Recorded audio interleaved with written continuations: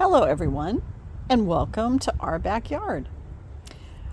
A day or so ago I was able to go to my favorite nursery in the greater metro Houston area. It is a nursery called Enchanted Gardens in Richmond, Texas, which is, I guess, southwest of Houston. And I like this nursery because it is a nursery that does have a lot of Texas natives, but it also has a lot of neat choices to pick from. So I, as most of you that follow on the channel know, I am a pollinator gardener. I specifically garden for butterflies and hummingbirds and inviting birds into the backyard. And it's just been a lot of fun. But now it's winter and things are, changing seasons, and the summer flowers are not prolifically producing flowers, but I still have quite a few pollinators. And so there's some containers that I wanted to repot for the winter. And I just would like to go through some of these flowers that I got with you. And whoops, I love color, but I also want to make sure that they are pollinator attractors. So I'm going to go through the plants that I have and just kind of share with you what I'm thinking on doing. So I did want to get some more dill. Not this past year, but the prior year, I grew dill, and it grew beautifully.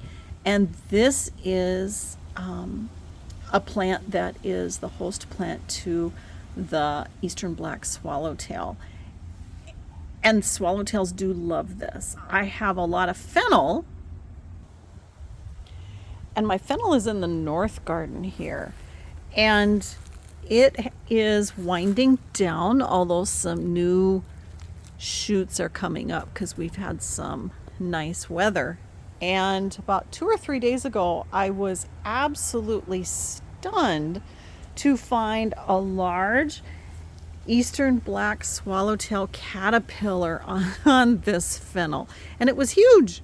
So it obviously had been eating and been successful through here. But I have all of this planted with fennel, and then that is a rue plant, which they also will host on.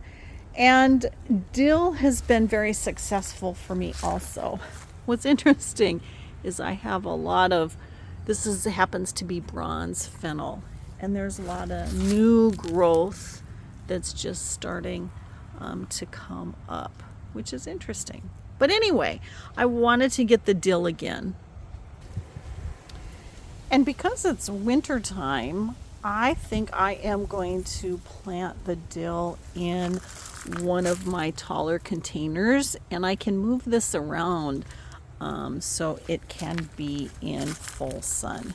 Because interestingly down here, the sun comes at such an angle that the sun patterns definitely change up quite well. I mean, quite a lot in the wintertime.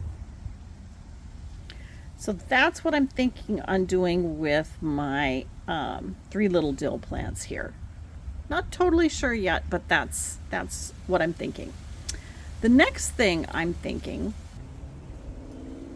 is I have a tall planter here, and the Terrenia that has been in here has been very nice. This has been an annual, but it is time to come out. It's still blooming a little bit, but it is time for the Terrenia to come out. And I am looking to replace it with this really pretty salvia. And this salvia, get the tag here, is called Wendy's Wish. It's got bright pink flowers from pinkish brown buds, and that's the calyx. Blooms spring to fall, full sun to part shade, and it gets 3 to 4 feet tall and 3 feet wide. And so this planter, I have right next to it another salvia. It's probably harder to see here, which I've been very happy with. This is the Mystic Spire salvia, and it has been a pollinator's dream all season long, and it's still blooming. So I am going to leave it because the pollinators are still coming, and I've been super impressed with it in my urn planter. So I will be putting in a couple other plants in the urn planter, but the Mystic Spire salvia is staying. So what I would like to do is I would like to plant Wendy's Wish, okay? Take out all my Terrenia.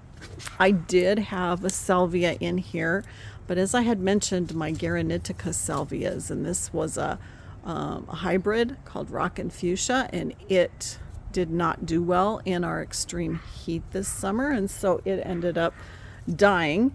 And I am going to plant Wendy's Wish in this nice tall planter.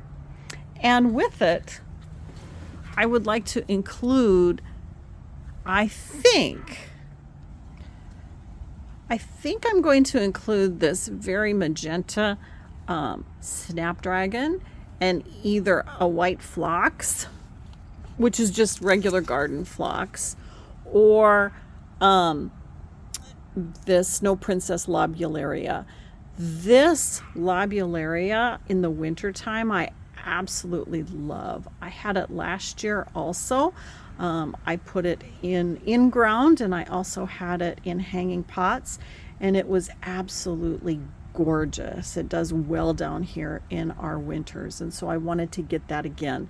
So I do want a white in with my Wendy's Wish, and I'm either going to do this magenta snapdragon or I'm going to do the lighter pink snapdragon. I think that'll be really, really pretty.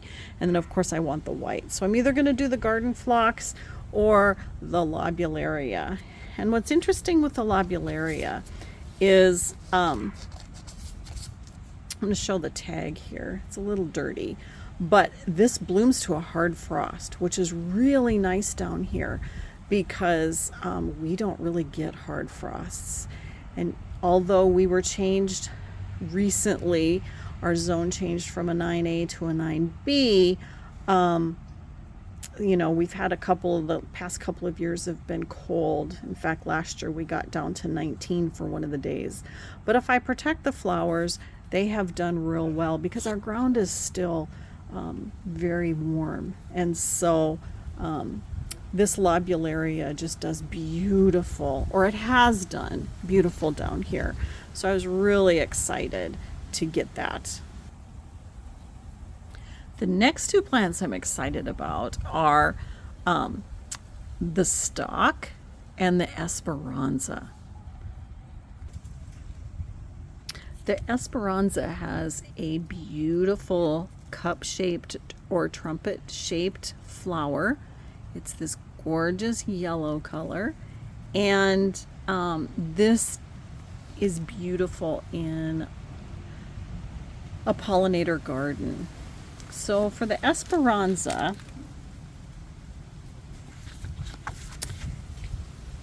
this is really good. It blooms spring through fall, which I absolutely love. And it does reach tall and wide, or it can, but you can put it in a container.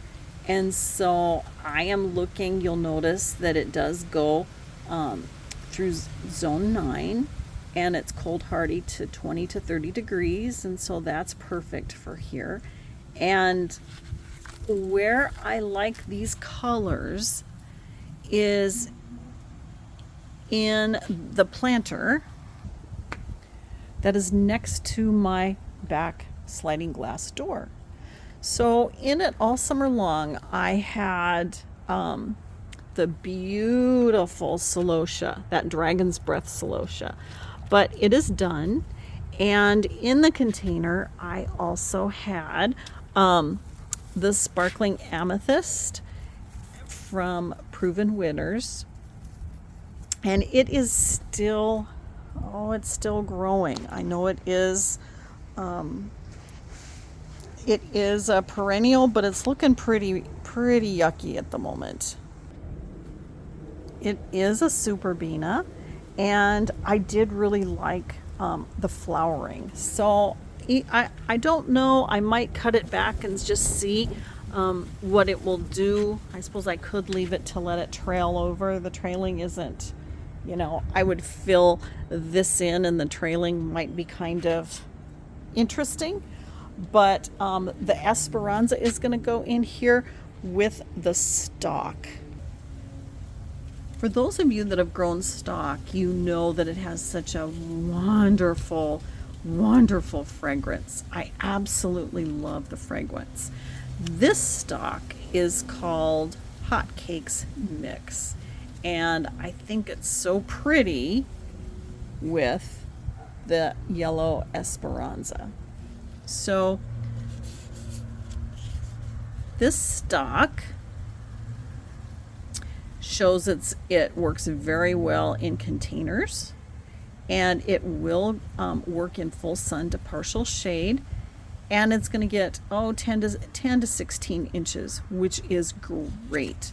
I absolutely love this color, and I love how it's flowering. So interestingly, the container right next to my back door is a wonderful large container, and these should be able to grow. They get morning sun all the way until about 1 or 2 in the afternoon, and then they get it's bright back here, but they are shaded from the afternoon sun. In the winter, it's not a big deal, but in the summer, it can be a real big deal. But this stock for me is just through the winter time, because it will not do well in our summers. Next back here, I have a salvia that is getting ready to bloom very nicely. This is Amistad. I love Amistad. And I got this to replace the Amistad that I had that died. And this is my tree bed. And I have salvia and lantana and kufia, a couple of different types of salvia in here. And the one right in the center, this Amistad, was just gorgeous, and I think it is dead. So I'm going to dig around the roots, and if it is dead, I am going to replace this because we've got nice weather over the next couple of weeks. Then I wanted to pick up another native salvia. And this salvia I have read about frequently, actually, for Texas. This one is a Henry Duelberg. And I've wanted this salvia because it is a native. And before some of the other cultivars that have come out recently, this was a very popular salvia because it does so well here. And so Salvia farinacea is a native, and that did so well for me this hot summer. And so I wanted to try this out, and so I'm really happy to find this specimen. And then I got a flat of various bedding plants, and I've showed you some of these already. But one of the things that I really enjoyed last year is I had these little violas in hanging baskets, along with one basket I had violas with phlox, and the other basket I had violas with the Snow Princess lobularia, and it was so pretty, and the colors, and just it was just so bright and fun, and the pollinators do go to them. And so I haven't totally decided where I'm going to put these. I might plant a few in the ground, but I do have a couple of colors. I think these are so bright and cheery, the dual. And then I did want to get the single colored orange. And the reason I did is because I had so much luck with these 2 years ago with the butterflies in the winter, because, you know, blooms can be pretty tough to come by, and the pollinators are attracted to violas, especially the smaller butterflies. And so I do have a couple of, and I mentioned wanting to plant the snapdragons in containers, and I've got a magenta and then a nice very pale pink. So we'll see how that goes, how the combinations, and I'll definitely show you what what I finally end up doing. And then for the phlox, I did also want to get this purple / blue colored phlox. I didn't have last year I had a red phlox, and so this year I kind of wanted to do a different color, and so I thought this was a very nice color. It goes with a lot of things, and so I opted for not only the white phlox but this purple, and then that looks like a shade of what some people call lavender or blue flowers. So anyway, I have this little flat here to help me create to finish off my containers, and then also plant hanging baskets. And finally I saw this Christmas cactus. I'm not really a cactus type person, but oh my goodness, I loved these blooms. Look at that. It's just gorgeous.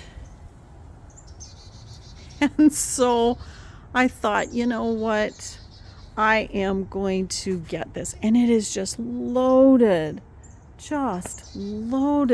with blooms. And so this should be blooming for the next, month or so.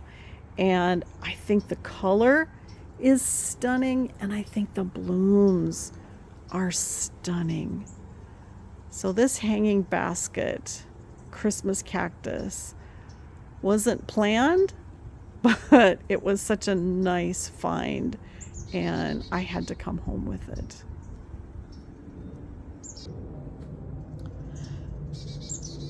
So it certainly was fun shopping, and it was fun to get some really colorful plants with some really colorful blooms. And hopefully in the next video or two, I'll be able to show you what I did with these plants. So thanks for joining me. I hope you have a wonderful day today, and I hope to see you again soon.